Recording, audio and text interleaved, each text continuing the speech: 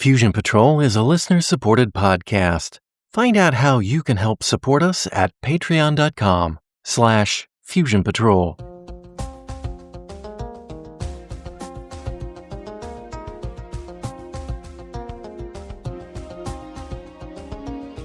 This is the Fusion Patrol podcast. Each week, we look at a different science fiction TV episode or movie and overanalyze it to within an inch of its life. Welcome to the discussion. Hello, and welcome to another episode of Fusion Patrol. I'm Eugene. And I'm Simon. And tonight we're looking at the Doomwatch episode, In the Dark. Episode synopsis. A young man is improbably going for a swim in the waters off the Scottish coast. He encounters a strange yellow substance floating in the water and dies. He has been killed by mustard gas. John Ridge wants to investigate, but Quist is uninterested, but relents, allowing Ridge to proceed in the search for the source of the mustard gas, which he suspects is the HMS Woodstock, which sunk with a cargo of mustard gas. An old friend of Quist's and famous scientist, MacArthur, was commander of the ship, and Ridge proposes to start his investigation there. The mustard gas crisis plays little or no further part in this story. MacArthur, despite having a regular BBC radio program, hasn't actually been seen in 2 years, and absolutely no one will give Ridge permission to see him. The runaround lasts for weeks until Quist deigns to write a letter to MacArthur asking for Ridge to gain an audience. That request, too, is rejected, and the runaround continues, but wheels have been set in motion. Privately, at MacArthur's home, MacArthur's daughter, Flora, wants to let Quist see her father. But her husband, Dr. Seaton, doesn't want Quist to find out about the scientific advances they've made with MacArthur. Flora expresses her concern that her father isn't really alive. The BBC confirms that MacArthur does not show up to record his program, but instead supplies them pre-recorded months in advance. Next, the newspaper reports that the stock of MacArthur's company is taking a beating upon rumors that MacArthur is actually dead. Ridge and Hardcastle plot to get to the bottom of the mystery and plan a trip to Scotland to get in to see MacArthur once and for all. No need, says Quist. MacArthur's holding a press conference tomorrow in London. Ridge attends in the guise of a journalist. MacArthur explains that he has been very ill, but is now quite well, although he has turned over operation of the company to his son-in-law, Seaton. Ridge manages to corner him about the Woodstock, but his answers are unusually vague. His memory is not what it used to be. After reviewing the BBC tapes, Ridge and Quist are convinced the man at the press conference was an imposter. Indeed, back at the MacArthur home, we, the audience, learn that the man at the press conference was MacArthur's look-alike cousin, acting on Seaton's instructions and coaching. Ridge and Faye head to Scotland to demand to see MacArthur. Meanwhile, after consulting with her father, she invites Quist to visit, but he does not receive the invitation until Faye and Ridge have already arrived. When knocking at the front door fails, Faye creates a diversion and Ridge attempts to break in. Both fail, and Seaton threatens prosecution, but when Ridge bites back that withholding information on the Woodstock, which may kill again, is tantamount to murder, Seaton relents, and they await Quist's arrival. When Quist arrives, we learn the truth. MacArthur had a fatal illness that slowly creeps up through the body, paralyzing and destroying. But MacArthur, the brilliant scientist, and Dr. Seaton have replaced virtually everything except MacArthur's head with machinery. He is alive, not in pain, lucid, and 100% on board with what has happened to him. He has cheated death. He may even be immortal. Soon, even his head will become paralyzed, but they have prepared for that contingency too. They are working on a method by which he can use his brainwaves to communicate with them via yes-no pulses and, with time, perhaps even Morse code. Flora doesn't really think her father is truly human anymore, but she cannot switch him off. She loves him. Seaton is too caught up in the work to be able to consider ending it. Flora asks Quist to talk MacArthur into agreeing to end it.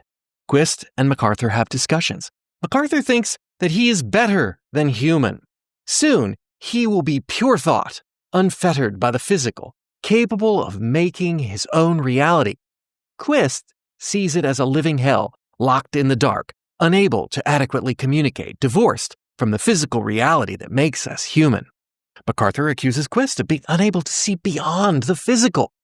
MacArthur espouses the duality notion that his brain is just a repository for his mind, a separate non-physical manifestation of what he is and what he can become. He even hopes to remove all emotion, for that too is surely just leftovers from the instinctive animal part of the human being.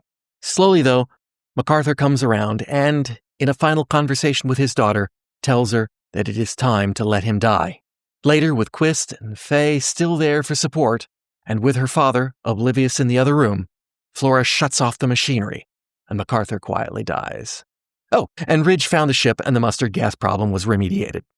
The end.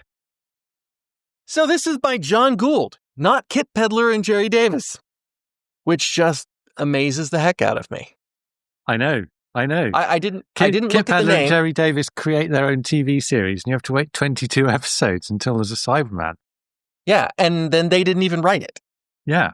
That really blows my mind. I did not pay attention to the writer's name at the beginning, and once it became clear what was going on, I'm like, oh, this is Kit Pedler and Jerry Davis. And wouldn't things been so much better for the universe if Quist had a counterpart on Mondas?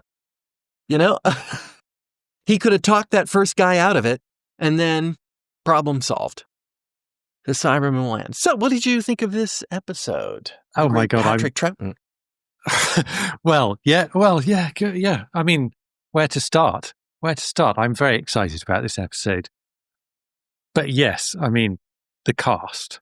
Patrick Troughton playing 2 roles. I mean, this is Enemy of the World all over again. Same mustache, didn't he? Yes. He probably kept it. That's possible. It's just possible. Yeah, this was a fascinating episode. There are a couple problems, but yeah, it really was another Doomwatch success story. Hitting it out of the park, yeah. Where do you want to start? I don't know. I mean, the Troughton was superb casting because it was great to see him in both roles, but obviously the big part is as Lion, and he's just ahead on a bed. He's just ahead of the rest of us, yeah. Not that Alan is actually that animated a character, but still, that he's a head that gives these extremely long speeches, and I mean, I really, really think the writing in this is top notch, and you know, the speeches themselves are very good when they sort of go off into these soliloquies, but nevertheless, to have someone just delivering these sort of long pieces, and quite philosophical pieces. I think it takes a certain caliber of actor to do that. So the casting is terrific, and so is the direction. I had to look it up because I was just I thought the opening was great. You know, that drowning was horrific because it was very realistically executed. It was weird. I found that weird. If there's anything in this episode, yes. Okay, trying to divorce myself from the limitations of television in the 1970s. Trying to do that. Sometimes it can't. One is weird that unlike the other Doomwatch episodes, this one, the guy's drowning, drown, fire after the big credits, come back, oh, guy's still under the water, and he's dead. I mean, we knew he was dead. Yes, I knew would he say was dead. That's an unnecessary shot, but nevertheless, the pre-titles bit is...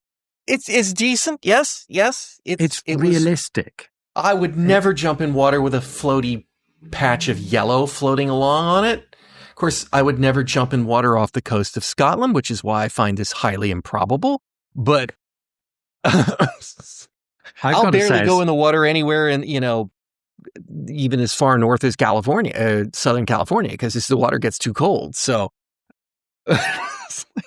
and then there's sharks and probably fish, which are evil. And so that as someone who last jumped in the water 5 days ago, I'm saying this is a pretty terrifying sequence to look at, and it's not the kind of the sort of standard drowning sequence where there's a lot of shouting and mashing of the waves, because you can't shout when your lungs are filling with water. And it was the veracity of it, I think, that made it particularly horrific, even though it was just there were no sea monsters or anything. It was just a guy who who'd suddenly found himself unable to breathe. I guess I didn't think that was what his problem was either. I mean, it looked to me like he was suffering from skin burn, because he was kind of thrashing like he was trying to, his arms and stuff, like it was burning him, which mustard gas would in fact do that before it got into his lungs, I think. I mean, I don't know what mustard gas does when it's floating on top of the water. Is a big obvious yellow warning sign that you should not swim into me. But I thought he was going down with burns, and that the fact that he simply couldn't maintain swimming because he was in agony, frankly, is what caused him to drown.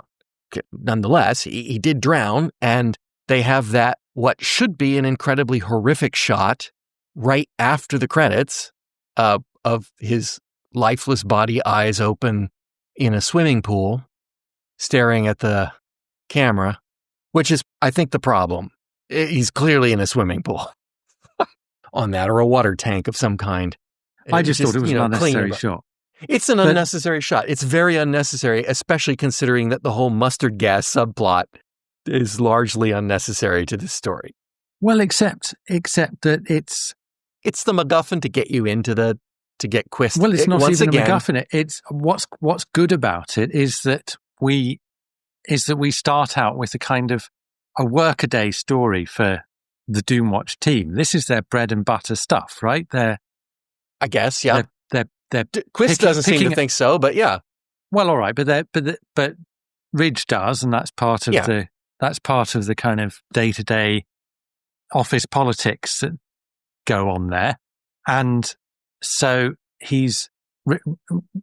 Ridge is interested in investigating this, and it's pretty standard. It's pretty straightforward, and we seg from that kind of day-to-day business into something altogether more metaphysical, which just happens to, they happen upon it. And once again, there happens to be a Quist connection.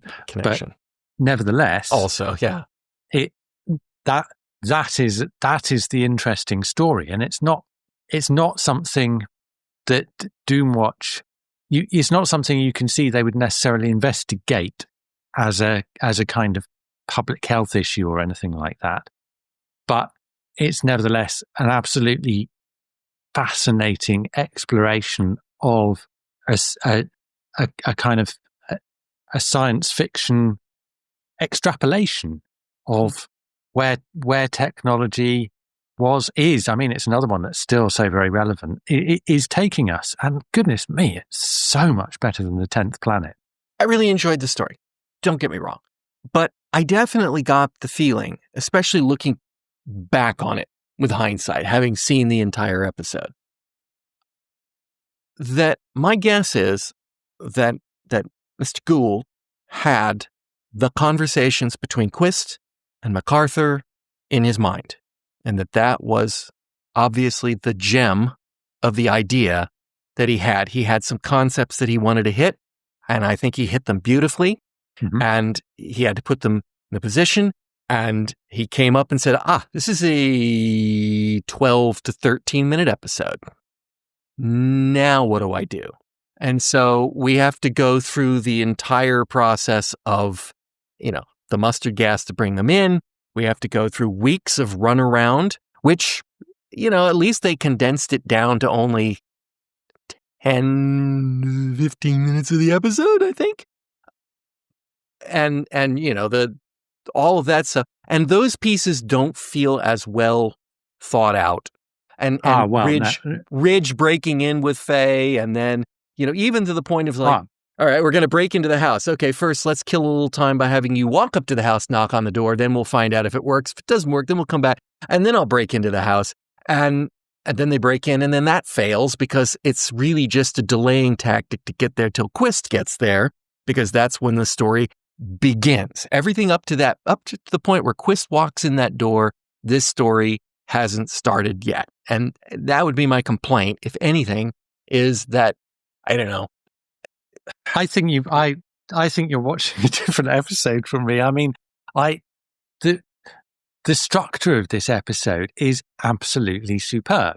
The way that it starts out, and this isn't the first time we've seen this in Doomwatch, but the way that it starts out in one direction and then it takes a sudden curve into a completely different area, I think is a really satisfying storytelling technique, particularly for these kinds of explorations of the kind of the scientific issues, but specifically on those questions of the more, if you like, mundane Office of Doomwatch stuff going on, before you get to what you regard as the real story. I would say we are getting some of the best writing for those characters that we've had. The different interplay between, there's been a lot of Ridge and Quist stuff, but that is very good. The Ridge Chantry stuff, that's really good. And generally speaking, because it is a kind of, I mean, I take your point about Quist being involved in the kind of climactic sequences with all the kind of death speechifying, but this is on any other term, this is a pretty good Ridge-centric all-action episode for the ex-spy. Doing. He still never manages to break into anything. Yeah, directly. No, but he always manages to break into things. It's just he always gets caught. But that just seems. I don't know if that counts, but okay. I assume you break in, you get back out again. Is kind of the. Yeah, I don't remember him ever doing that. He did once in the Plastic Eaters, I think. He got out again. He definitely got caught in that, though, didn't he? Did he get caught in that? I think Maybe. He got caught in that. I think he got caught in that. But we've got him doing the diving stuff. We've got him clambering over the roofs in this, setting fires. I mean, yeah, pretty good. Doing a little psychoanalysis of Quist, which I want to definitely come back to. Well, yes, indeed, but that's echoing stuff from the exchanges between Quist and of course MacArthur. Yes, of course. Again, it comes back to, I really feel like Gould had some really, really solid character insights that he wanted to get on paper, and they come after Quist arrives at the house. So it's so meaty towards the end that it does get meaty towards the end. But I've complained about episodes where the story runs out and this one just sort of switched off with padding. Well, no? It reached it. Yeah. I mean, it's the right moment for it. It's the right moment. Yes, I know. but the padding, if you want to call it padding, but it's extremely enjoyable padding. That all occurs as part of the build-up. I always enjoy the build-up. I get disappointed when the payoff isn't what we were promised as the build-up mounts. And that really wasn't the case in this episode. I thought the payoff was superb. All right, I'm going to take a quick question before we get into, so let's do the non-meaty stuff if we have anything. But I have a question. It just occurred to me while you were postulating some of that there are quite a few episodes of Doomwatch where they, in the course of their duties or the course of wild coincidence, they run across these situations that are not necessarily directly Doomwatch related. And you could look at that as being a horrible plot contrivance at the very least. Or is it intentional that, we've got Doomwatch in this universe, we have Doomwatch, they're looking out for us, but Doomwatch isn't enough. It's just the wildest stroke of luck that they run across some of these things and bring them to light. Whether or not this is a dangerous thing that needed to be brought to light's perhaps another question. But I think it's not, which is why it's kind of not a Doomwatch issue. But in other episodes, they save the world from disaster because of something that they really weren't supposed to be part of. And, you could argue that that's the writers saying our diligence isn't enough. Just because we have people looking out for this, we need to be even more proactive and yes. even more watchful, more Doom watchful in the scheme of no, things. I think that's a fair point, and it's valid, and it perhaps excuses some of the slightly coincidental nature of the way in which the stories seem to depend on things that have been stumbled upon rather than there being a kind of a logical connection why the Doomwatch team should become involved.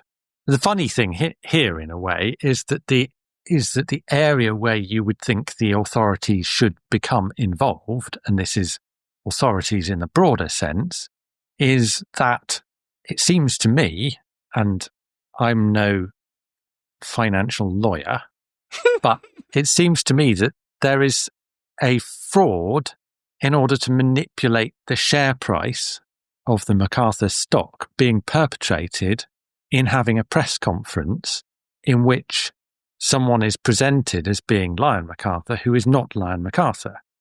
I would agree that is a fraud. No one gives a toss about it. Well, no one knows except for the Doomwatch team. And no one in the Doomwatch team cares about that at all. Well, he is alive. I mean, you're right, it's a fraud, and I'm sure the Securities Commission would probably have something to say about it. Yeah, it's definitely malfeasance. There's no doubt about it. That would definitely be a crime. But it's not nearly as cool as having Patrick Troughton play two parts, and also it gets to fill up another 5 to 10 minutes of the story that was perhaps a little short for time on the episode. So what is up with Quist? This is maybe the 12th episode in a row where he just basically doesn't seem to care when somebody brings something to his desk that, honestly, it seems like mustard gas to me in the coast might be a Doomwatch issue. It seems like, hey, military, get out there and find it, and that they would be extremely worried and try to find it.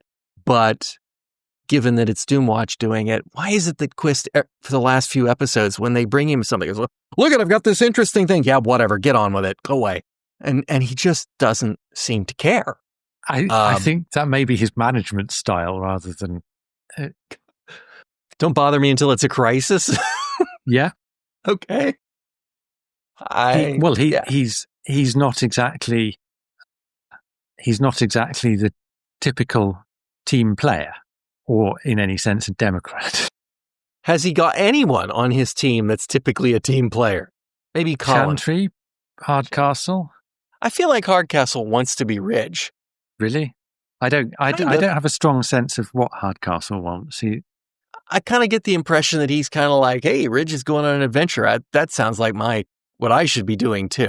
That's just kind of the feel I get at him, because he just comes off as sort of young and I don't exactly say enthusiastic, but I guess anything other than cutting newspaper clippings in the back room like he was doing a few weeks ago.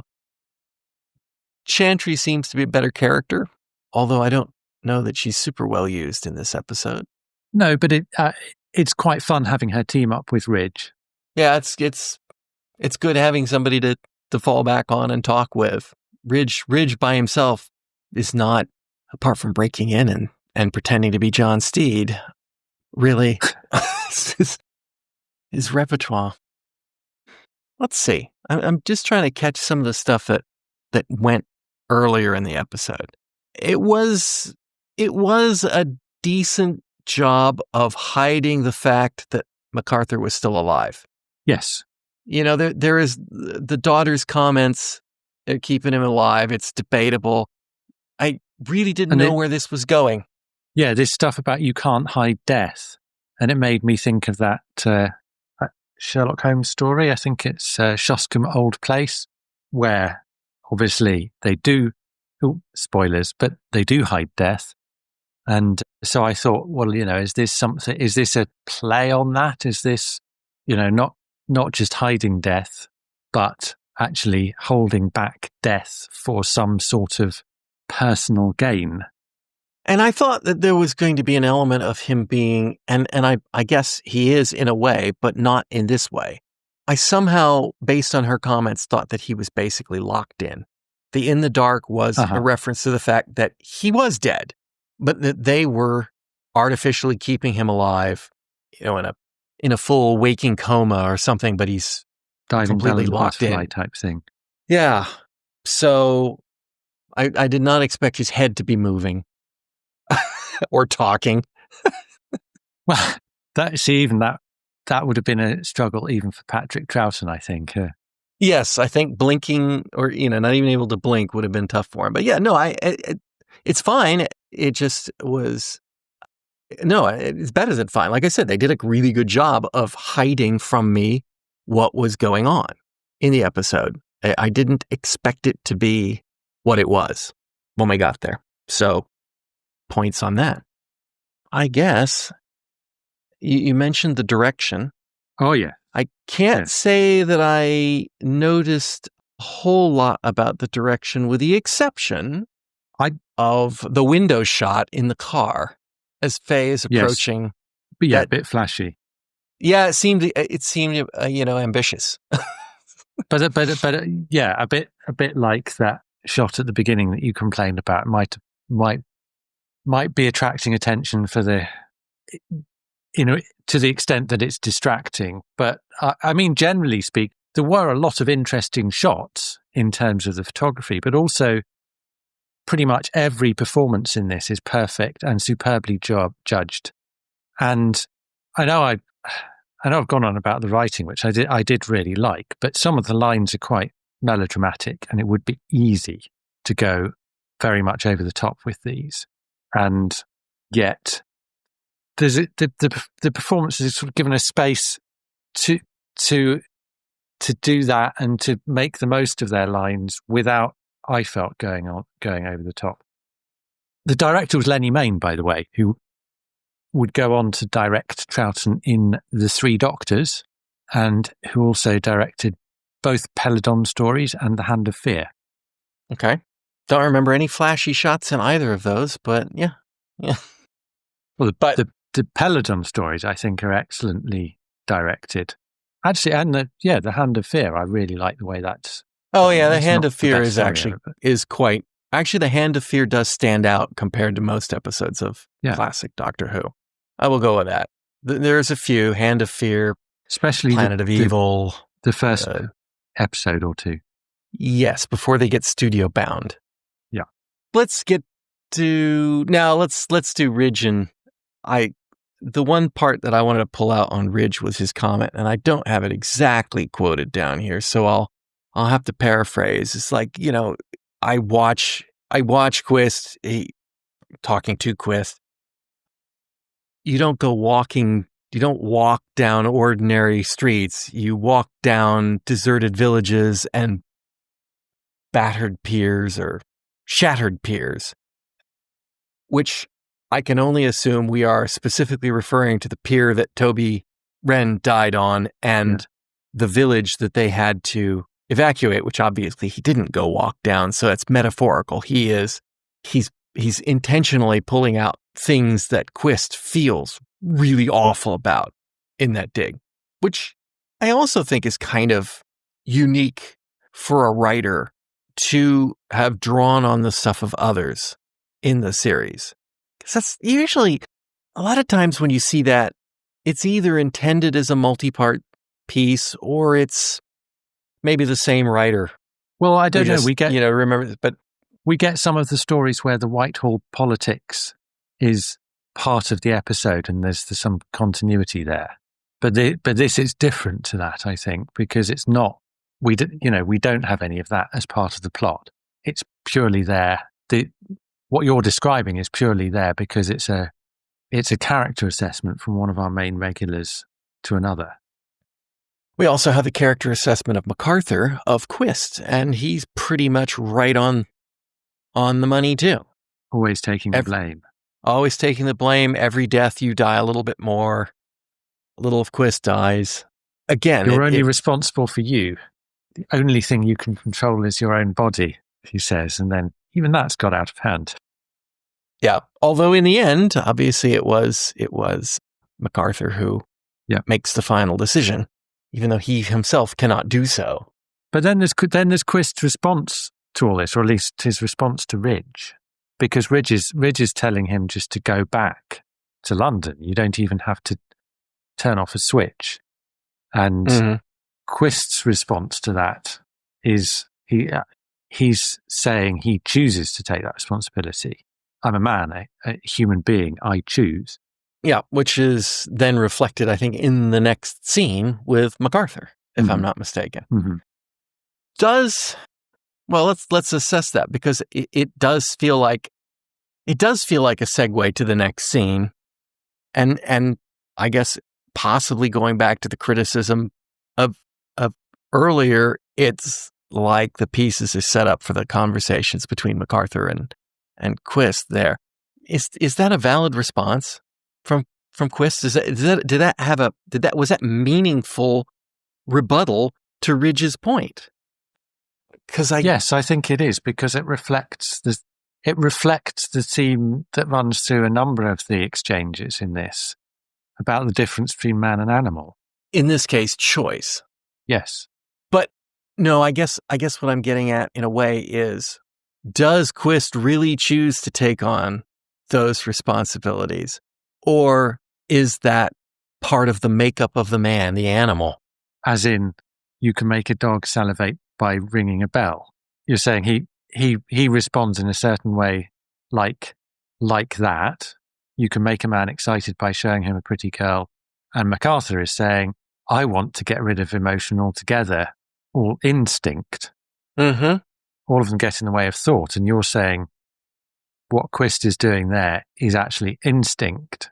So innate makeup of his personality, which is not just an instinctive thing. It's the summation of a lifetime of agreements. It's that mind that yes, it's who he is. He came of. Yes. But is that then a choice if it is the innate default position that's what Quist does? I mean, this is fascinating discussion about people making choices, and in the subsequent years, which would not have been known during this, is that neuroscience is beginning to show that we make decisions before we think about them. That we think about the decision in an instant, and we make the decision instantaneously, and then in the fractional seconds after the decision has been made, we reason them into we made a choice. And based on, what is it, fMRI, functional magnetic resonance imaging of the brain. Someone should take a look at my brain, because it can literally take me hours to decide what I'm going to have for breakfast. Well, yes, and I agree that obviously that's true. So when they say that we have evidence to that effect, I would like, in a way, to delve deeper, and at the same point, I would not like to delve deeper, because it also comes down to that whole, do we have free will? Yes, and that would come down to me on the side of no, we don't really. And so does Quist have free will here? Does he choosing to yes, he's choosing to stay in this case. So that argument is valid. He is here. He has chosen to stay with his friend. He has chosen to stay with the daughter. He has at this point a mission to talk the guy into dying. So he's choosing to take on that. I'm not saying that isn't right, but Ridge is making a sort of general argument about the way that Quist behaves. And my thought is that is innate to Quist's personality. His personality or his mind or whatever we want to call it is going to make him choose the path that does that accepts those responsibilities. And so I don't know if his I would. Personality is the sum total of his choices. If somebody were to say to me, ask me about it, you don't have to stay for this guy. I said, no, I want to stay for this guy. Okay, I've made a choice. But Ridge is saying, you don't have to feel the guilt for your wife's death. And he's saying, I want to. Yes. I choose to accept the guilt for my wife's death. When we've spent a lot of time trying to convince him psychologically that he should not have, that he is not responsible for that. He's not. And saying that you choose to take on something that is truly not, he didn't make a decision to get his wife ill. He made the decision to accept the blame for that. And if it's not his fault, objectively or otherwise, I don't know. It felt like a strange response to me when he said that. But then we just like immediately pop into a scene with him talking with MacArthur. And now he's talking about the ability of man to make choices. And you see, oh, well, he's using that as fuel. I get why it was introduced. And I then kind of dismissed the argument with him talking about Ridge. But, post review in mind, it's kind of... MacArthur does make a choice, right? I mean... Yes. He seems... What's intriguing about it is he does seem initially to be very, very set, very wedded to the intellectual arguments he's making about the whole idea of becoming, quotes, pure. Mm-hmm. And his daughter is questioning humanity. I guess whether his ability to make the choice he has been making, which is to stay alive, is really genuinely based on a sound understanding. Because when they talk about his brain working better now than ever, she says he thinks he's still alive and he's not, which, I think would probably piss Descartes off quite a lot. But it's an interesting proposition, because she's suggesting that he actually isn't really capable of making that choice, which is a very difficult position to agree with. So I find myself rather repelled by MacArthur's arguments, but on the other hand, that is his personal choice. That is the goal he is working towards. It's worrying from an ethical point of view, because what does happen if he gets into a situation where he is no longer able to exercise his choice and he is forced to continue his existence by an earlier decision that he has made? But you might have to work through that. You can't really deny the guy's right to at least pursue that possibility, because he genuinely wants it. And he is lucid, and he appears to be. Now, indeed. So I don't like his position, and I don't like the daughter's position, and I do, despite your criticism of it, rather like Quist's argument in all of this. And I normally disagree with Quist, so I think that is a proper choice on my part. Do you think that there is any validity in his argument that unfettered his brain can transcend? His mind can transcend. Is that just a pipe dream on his part? I think it probably is, but it was so compelling in this story. I don't know. I mean, I'm only halfway through it. I don't know if you've had Russell T Davis's Years and Years over your side of the pond. No, it's a kind of sort of, well, so far I'm about 5 years into the future or so. One of the characters in it she wants to be what Russell T Davis calls transhuman, and it is, he's kind of reinventing Cybermen. It's the idea of living within the machine, disposing of your body, kind of like River Song in Forest of the Dead or something like that. And the problem I have with the way that he presents it is there is no real sympathy with that character. She doesn't present a compelling case why she wants to do this. We see it as something that we can't understand, but we should accept. Very much as some people see other people's sexual orientation or gender choices or whatever. It's maybe something they can't even begin to get their minds around. But I feel like the drama should give you some insight into what's motivating those characters, and that's what Gould and that's what Troughton actually managed to convey in this. You do that. The more he talks about it, even whilst you're thinking, the last thing in the world I would want would be to be a brain in a jar, is you think, but I can actually see why he wants to be one. Now, I'm gonna go break a fairly long-standing internal policy here of my own, because I've tangentially mentioned this, but I'm gonna go and basically give a plug here on a tangential thing, and that is I work for a nonprofit called Camp Quest Arizona, which is part of the Camp Quest network, which is a series of summer camps for children from non-religious families. Okay? And I tell you that because you need to understand that 95% of these kids have been raised in an environment where the belief in a higher plane of post-life existence is nonsense. Okay?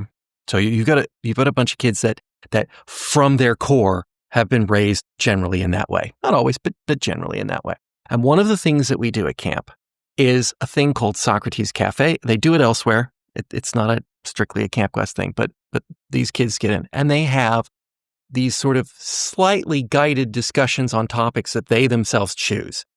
And these kids are so amazingly deep and thoughtful. It's an amazing to sit there and listen to them. Sometimes you get the usual kid facile approach, but by and large, you get that with adults. I'm not picking on them for kids, but I mean sometimes you just get a sort of very young, naive look at things. But by and large, it's just incredibly deep and thoughtful. And one of the things that has come up several years, do you want to live forever? Would you like to have your brain put in a machine? Would you, if you were conscious and you could live on, can your mind transcend? These are things that these kids go on and on about. And remembering that they don't have any grounding in thinking that there is more beyond that plane. It's amazing that it falls into these two camps. You see it. It happens over and over again. There are always the kids who are like, I would never want to do that because, I wouldn't be a person anymore. I wouldn't have my physical sensations anymore. I would lose touch with what it is to be human. And then there are those that are, my brain and my mind is who I am. And, all the arguments that you might put out was like, well, you don't get to feel things anymore. It's like, well, but actually it's a brain. You could probably program stimulation and with technology, we can do this. We can make this happen. And you never see either side convince each other. And that's that's the takeaway from this, is that you get this position and you either think it's going to be great or you think you're no longer a human. And I don't know what makes that. I don't know what makes that dichotomy fall down, but it happens every time they get into a discussion on that. And so when I was listening to these guys talking, I was like, yeah, this is exactly the kind of stuff that people who have really thought about it or really have a passionate opinion about it will get into and take. And it was solid. I mean, the discussion was solid. And on top of that, and I also harken back to the kids and go, and so is theirs. There's a question here in this, back to the actual topic, but I just had to do that.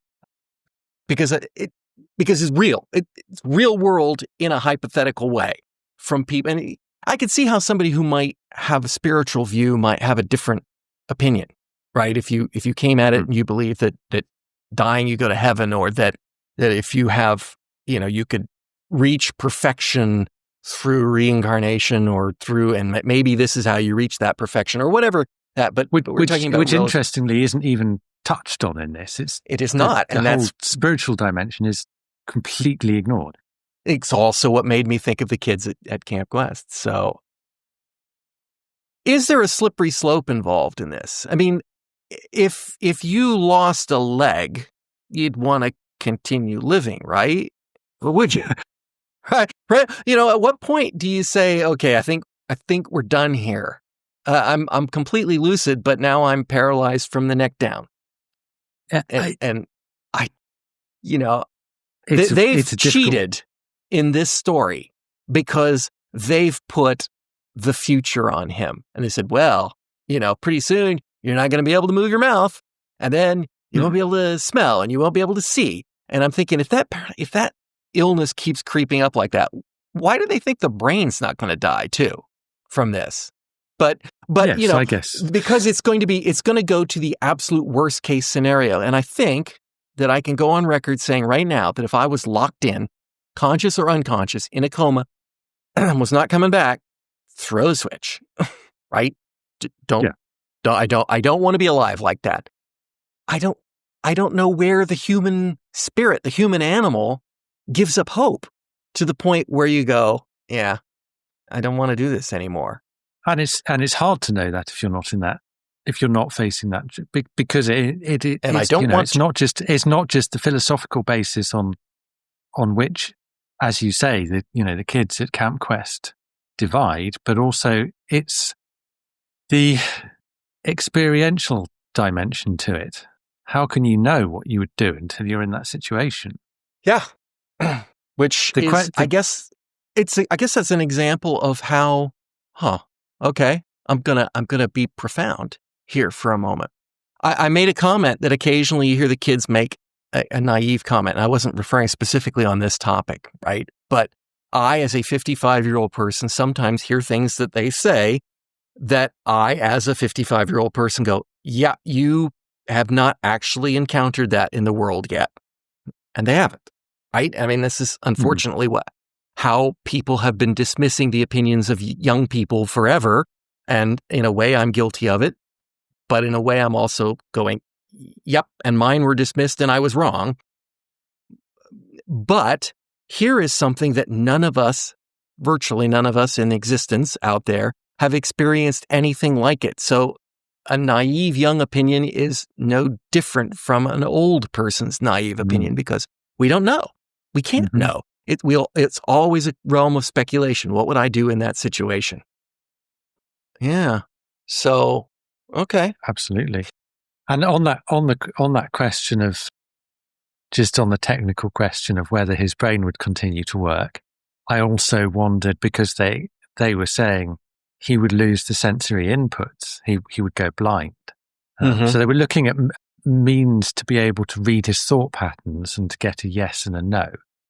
But I had no idea how they were going to provide him with information, or to provide him with the stimulus, the questions they would want him to answer. Yes. Good point. His ears will still be working though. Those won't go out. Well, in that case, that's fine. But I wasn't quite sure what it was, and I don't think it needed explaining, but it did occur to me. I wonder if they can just stimulate the brain. Just put a couple of needles in there and just give him up. Could you tell? Let's say, for example, that you had an electric needle in the left side of your brain and you had an electric needle in the right side of your brain. Would it be possible for you to tell whether it was the left or the right one that was triggered? Probably, but I'm not prepared to test the hypothesis. Because, all of our left-right has to do with our sensory input.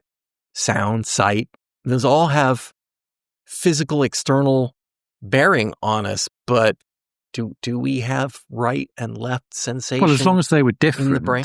Do you feel, so for example, well, would they be You don't know, different, you don't have to know which is left and which is right. You have to be able to distinguish one from the other. do you feel the center of your being is in your head? Isn't that kind of a strange thing? If your brain was actually down in your butt, some people who may even be elected officials in some countries that I'm aware of that speak English in the present reality, but your eyes and your ears and your nose and your mouth are all still in your head. Would you feel like your head was the place where it was at? Would you feel like it was down in your butt? I think a lot of it has to do with where your eyes are, really. I think so. I think it does have to do with the I/O ports, but yeah, I don't know. I think about these things. Surprisingly enough, I do in fact think about these things. So let's see. I feel that they did a very good job. And I guess you could say it comes down to the direction, but obviously it's there in the script that, like, Quist was being intentionally annoying to MacArthur. For example, walking along behind him and standing at the head of the bed and talking to him in such a way that he couldn't see him, to infuriate him.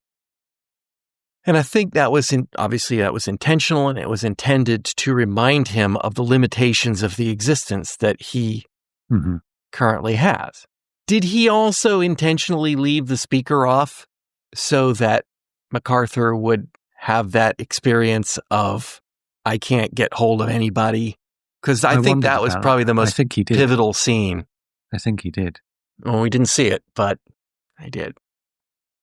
I'd like to think he did. I'd like to think that was his most convincing argument. Let's just give you a little while here while you're... They're all there because of MacArthur. And so very little time would pass without them realizing that they were no longer able to hear anything from his room. How often do you think he talks to him, though? That's a good question. Like once a day, or I don't know. It's feeding time, or perhaps. And they were all busy having a conversation with Quist and whatnot, so it was high busy activity time. Yeah, how long would it take? I mean, how long does time pass? How slowly does time pass when you're home sick in bed and you have nothing to do except lie there? I find it painfully slow. I'll feel like I've been there for all day, and then I'll finally look and I'll be, it's been half an hour. Great. There's an amazing speech about that whole very idea in the Big Finish play Davros by Lance Parkin. Oh, it's been a long time since I've heard that one, but I have heard it.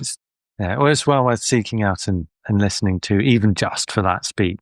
One of many good ones in that story. Yeah, maybe this guy's becoming Davros, not a Cyberman. Do you think that Patrick... Okay, so some actors are like really into their roles. So like David Tennant or Colin Baker. I mean, when they went in to be Doctor Who, right, they were fans, right? And I've always gotten the impression, for all how wonderful Patrick Troughton is in the role and how wonderful Patrick Troughton was when he would go to conventions and be there for the Doctor Who people, because he was genuinely lively and entertaining. I never got to see him, but I know from people who did that he was on. But I've also gotten the impression that it was a job. He's a jobbing character actor, and a lot of times when you ask an actor many years later, well, what did you think about the Cybermen in this episode? They're like, it was a script. I read the lines. I've moved on. I've done stuff. I've kind of got that impression from Patrick Troughton, except when he's, like I said, when he's on. So do you think when he's lying there in this bed, do you think he's going, Cybermen? This definitely seems like Cybermen to me. No, I think we're there thinking that because we've watched, The Invasion or any other number of Cybermen episodes. I mean, how would Troughton even be aware of the 10th planet? Well, the 10th planet, no, but all the other Cyberman stories that he had to explain to his companions, what the Cybermen were. I don't know. Yes, but so I mean, he had 3 Cybermen stories? Is it only 3? Wheel in Space, Invasion, Base. The planet one, Tomb of the Cybermen. Oh yes, goodness me. Okay, so he had a fair few. More than anyone else. Yes, indeed. But nevertheless, those are the only ones that I don't get the impression that he would have carried on watching Doctor Who after he finished making it. I mean, even when he was making it, was he watching it? I don't know whether it would have stuck in his mind like it stuck in our minds as Doctor Who fans who have gone back and rewatched these stories, or at least the ones we can rewatch. And inevitably, we kind of draw a parallel when we see a guest appearance like this. But it's not the same for him. He is just doing a job, like you say. Flip it on the end. Do you think when they were making the episode, they were aware? Because I'm sure obviously Kit Pedler and Jerry Davis had to be, and if they were involved in the show, they had to see the parallel here. Do you think there was somebody that consciously made the decisions like, who should we get to play this part? I know, the Doctor. Well, I'm not sure that you would cast the Doctor in the role of the proto-Cyberman, but also how aware would they have been of the parallel? Because they're actually steeped in the ideas that gave rise to 10th Planet and gave rise to all of the Doomwatch episodes that they wrote. But because it's their milieu, they're much more alive to the subtleties of it and the differences, if you like, because there obviously are differences, than they are of the similarities. We see it from the outside because you can see, just like with any writer, you can see parallels between the works they produce, and those are the things that you go, oh, that's characteristic of so-and-so. But for the writers themselves, they may think, well, I produce something very different, because you're not necessarily self-aware about the things that you do that are just kind of intrinsic to the work you produce. And I just thought it was so. I mean, Troughton's a great actor. I can't fault the casting of Troughton or any other actor that would have fulfilled this role. He is known as the Cyberman Doctor, and always has been, and not as a Cyberman, but you know what I mean.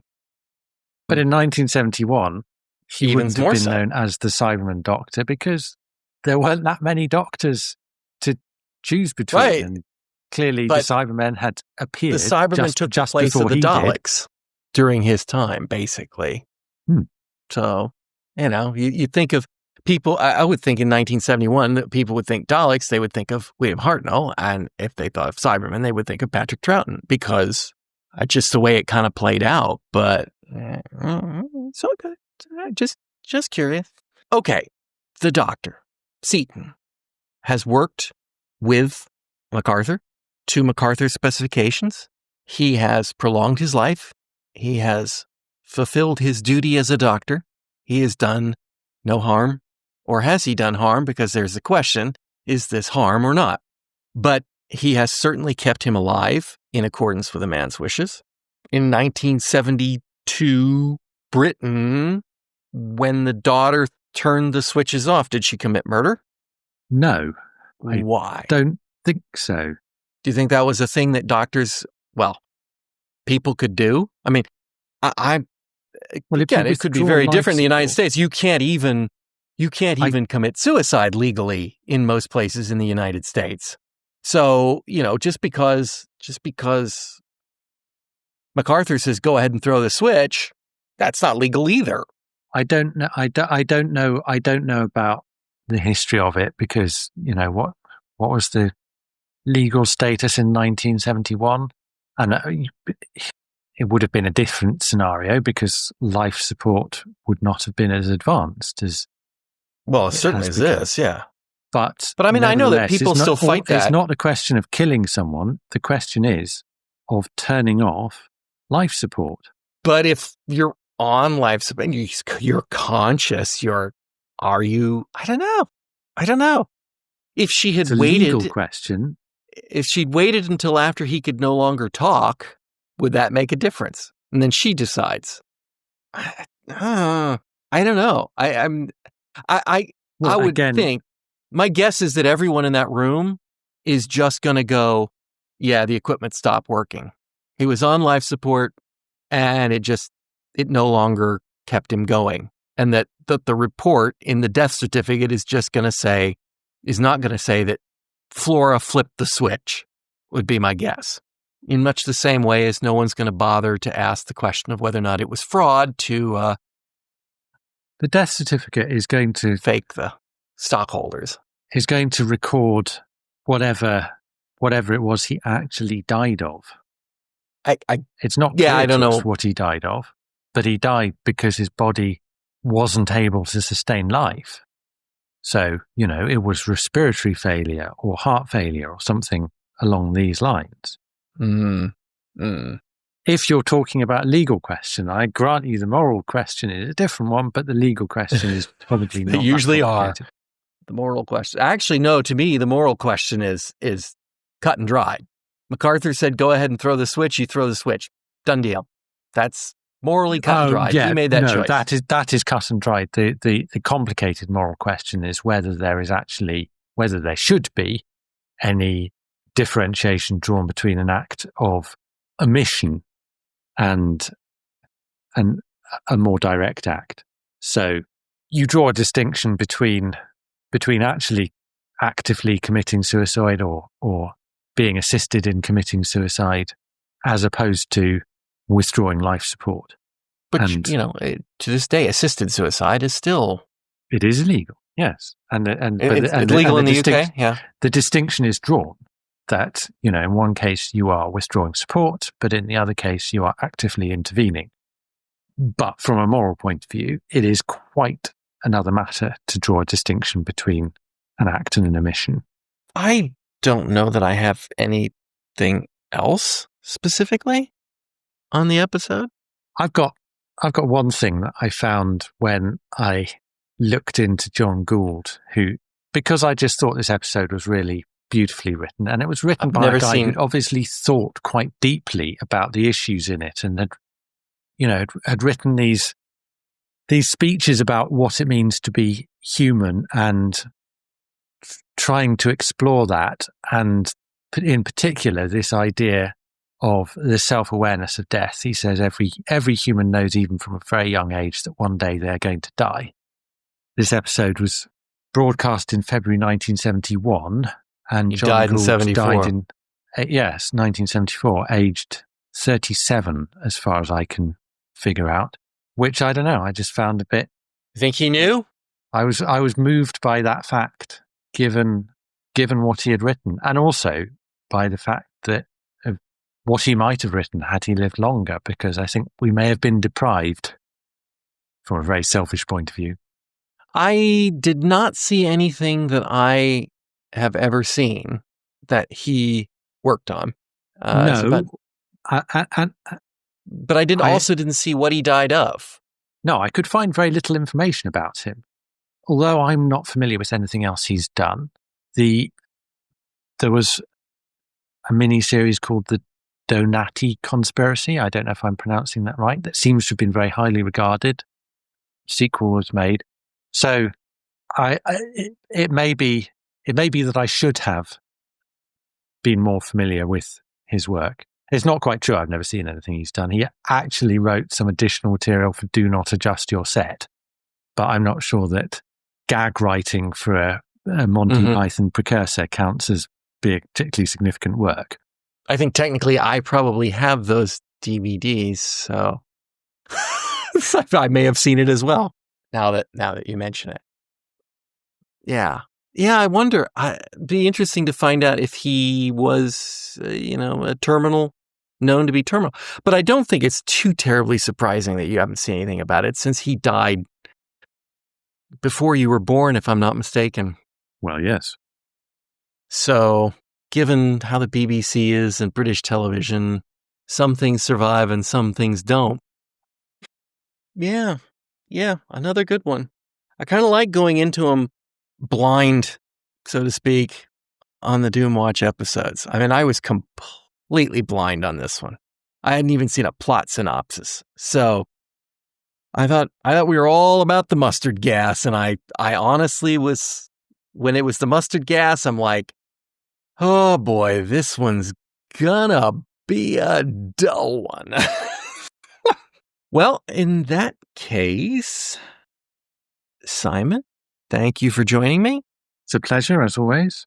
And listeners, I do hope you'll join us all again next time on Fusion Patrol. You've been listening to Fusion Patrol, a listener-supported podcast. Find out how you can be a sponsor and get early access to all episodes and more at patreon.com/Fusion Patrol.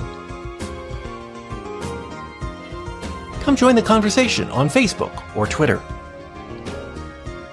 All episodes are available at fusionpatrol.com. Our music is Fight the Future by Amberwolf. This has been a Lone Locust production.